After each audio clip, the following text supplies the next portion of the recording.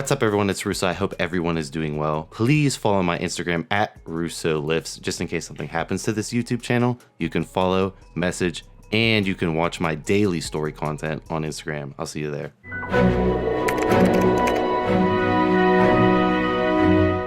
What's up, everyone? It's Russo. I hope everyone is doing well. Here with Lucas from Ergogenic Health, coming all the way from the land down under. And just go into your accolades real quick, and then we'll get to the topic of the video. Yeah, appreciate you having me on. So basically, I'm going to be graduating from my naturopathy degree. I've got a background in exercise science. So naturopath is basically like a nutritionist. So we do complete like a 3-year nutrition degree, and then we also apply herbal therapies and supplements and compounds to improve wellness and things like that. So yeah, I wanted to ask Lucas about, like, since he makes the natural supplements, like I'm taking steroids, I'm taking SARMS. These are obviously impacting my biomarkers. What should I utilize as far as like a harm reduction stack with natural herbs and supplements? How would you go about mitigating all the damage? This is a really important point for, I guess, a lot of people that are using PEDs. And specifically, we need to look at various supplements to target specific organs. So we first of all look at like addressing liver health. So we know that the master antioxidant in the liver is glutathione, and you see a lot of guys going around. They'll take liposomal glutathione, which I'm a fan of. That works. I got injectable glutathione. Oh, nice. Was that how did you feel after that? It kind of turned me white a bit. Oh yeah, that's the other effect. It was that concentrated to where I got like, I mean, I'm like pale as fuck already, but I look like a damn vampire after. But it was after my injectable Osterine. So injectable Osterine is so liver toxic. So, and I didn't know that. Like, no one ever played around with it. So I literally had to go to injectable glutathione, and my liver pain went immediately away after like 2 or 3 days. But I turned a little bit whiter.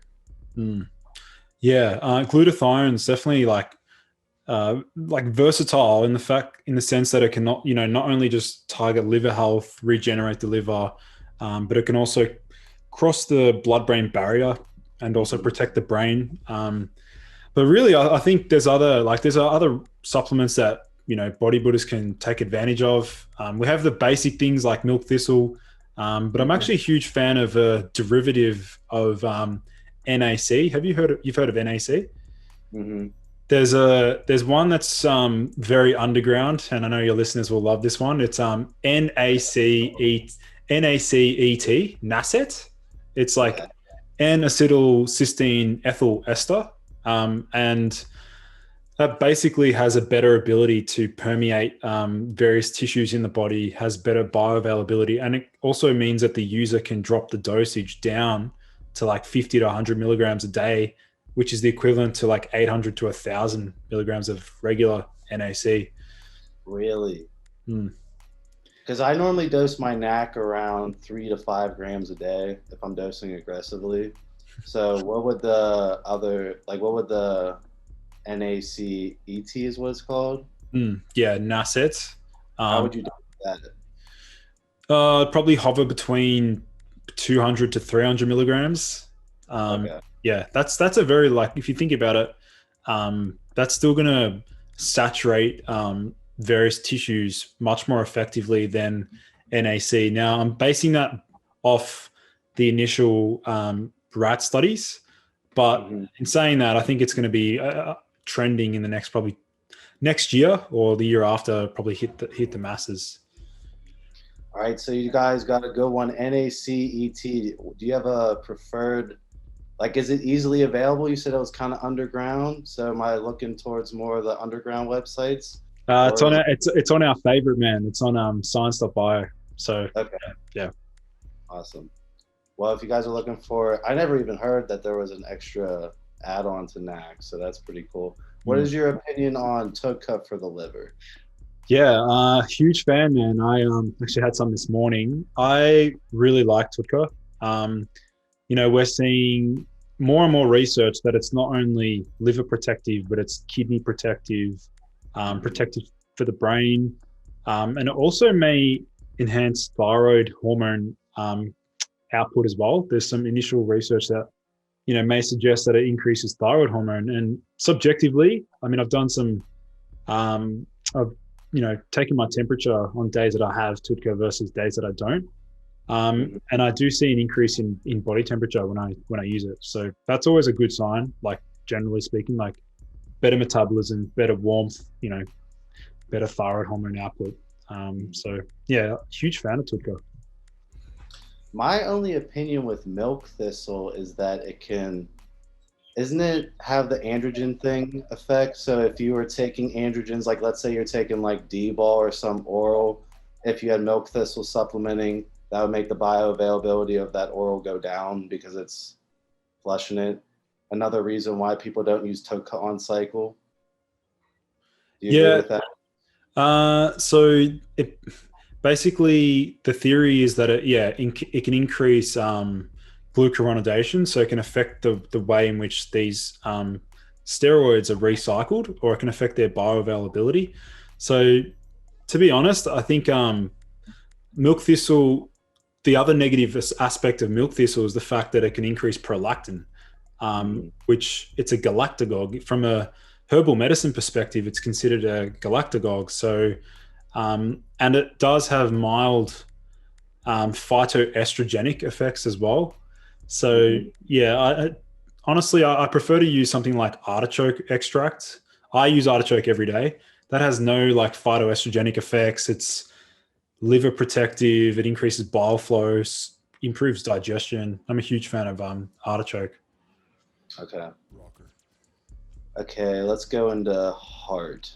So I guess everyone worries about the liver with the orals, but the main one that you should be focused on is the heart. Now, we know that when you go on even TRT, your HDL is going to go, to my opinion, to around like 30, 40.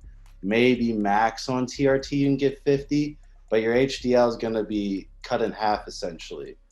So what things would you take as far as heart protection goes? Yeah, so from like a cardiovascular standpoint, the most obvious one would be something like coenzyme Q10. So that's obviously, pretty well known, good for energy production, good for mitochondrial function, and also has cardioprotective effects. That's basically used post stroke as well. That's used, and also for post-operation heart surgery, things like that. So that's quite versatile. And then we have also one that you've probably seen mentioned a fair bit is D-ribose. I've never heard of that personally. D-ribose it's a sugar, but it doesn't actually raise blood sugar. It actually lowers blood sugar. And D-ribose works similarly to creatine in that it can help to synthesize ATP. And D-ribose is actually being used for chronic fatigue patients and post heart failure to restore energy production in the heart cells in the myocardium, which is awesome supplement, man. Like, I'm also a really huge fan of D-ribose.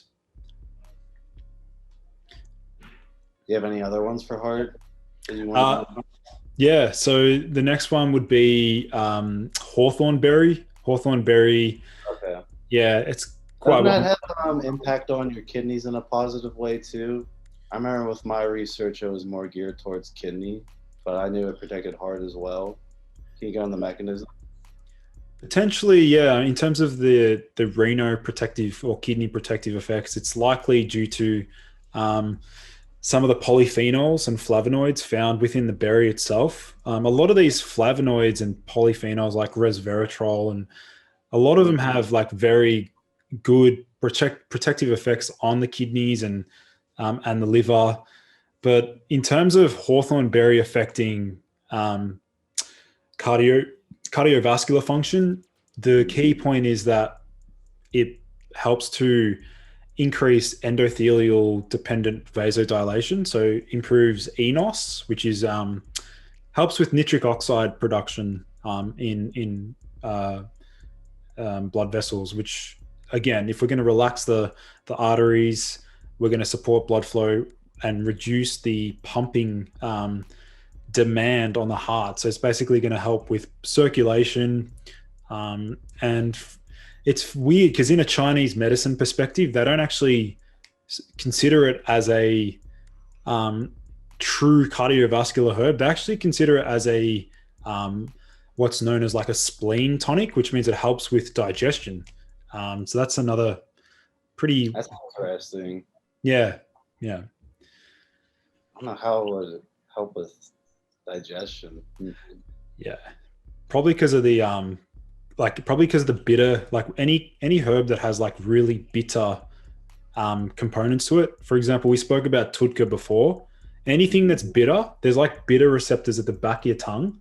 Like there's a specific one at the back of your tongue that even if you don't swallow the Tudka and you just like drop it at the back of your tongue, let it sit there, it's still going to stimulate digestive acid and stomach acid because it's triggering that bitter receptor to then release all the gastric enzymes downstream, which is pretty cool. Awesome. So we did heart. Do you want to touch on kidney specifically? Yeah, one of my favorite medicinal mushrooms, you're probably familiar with this one, is cordyceps. Cordyceps traditionally in Chinese medicine has been used as a kidney tonic, and you'll see it in shit tons of like kidney formulas and combined with another one called Rehmannia extract. Rehmannia is considered like an adrenal kidney tonic. It has like a sparing effect on cortisol. But cordyceps, let's put it in perspective of like PED users, and like I'm sure most of your audience will be men, 95% would be guys. They'd prefer to use cordyceps because that not only is kidney protective, but it also increases spermatogenesis. It increases DHT slightly, and also is awesome for like VO2 max as well. Okay. Yeah. And then let's go into your biggest organ, your skin. So obviously, when you take testosterone, your sebum glands get bigger, and then you secrete like more through them. So what would you do to mitigate acne and keep your skin glowing as far as a naturopath perspective? Yeah, so the key nutrients I'd be looking at are zinc and vitamin A and also vitamin B5. All of those regulate sebum production, and also some of them have like progesterone-like effects. I think B5 has some mild progesterone increasing activity. And then also vitamin A is a very powerful aromatase inhibitor. And also it increases collagen synthesis and it's why the medications, Roaccutane or Accutane. Accutane is what it's called in the States.